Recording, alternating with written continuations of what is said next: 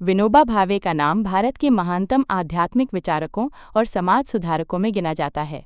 उन्होंने अपने जीवन को मानव सेवा, सामाजिक समानता और अहिंसात्मक परिवर्तन के लिए समर्पित कर दिया।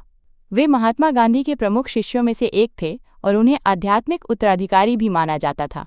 विनोबा भावे का जन्म 11 सितंबर 1895 को महाराष्ट्र के कोलाबा जिले में गागोड़ा गांव में हुआ था।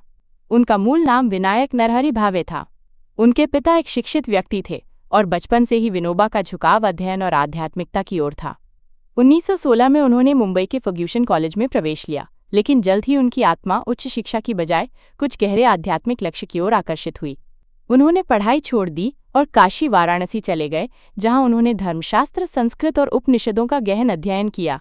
1918 में विनोबा भावे गांधी जी से जुड़े और साबरमती आश्रम में आकर उनके विचारों से प्रेरित हुए।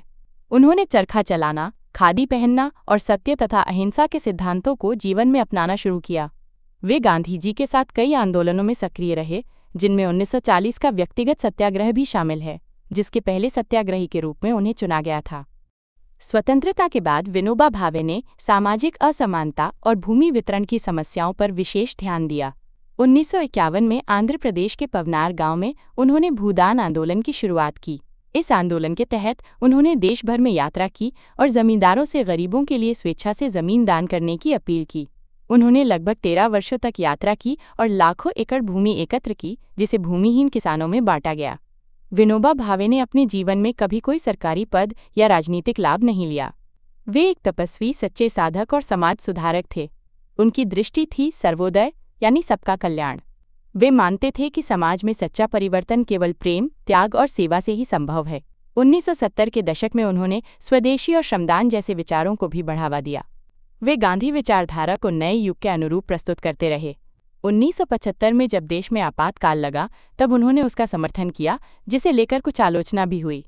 विनोबा भावे का जीवन अत्यंत सरल, अनुशासित और आदर्श था।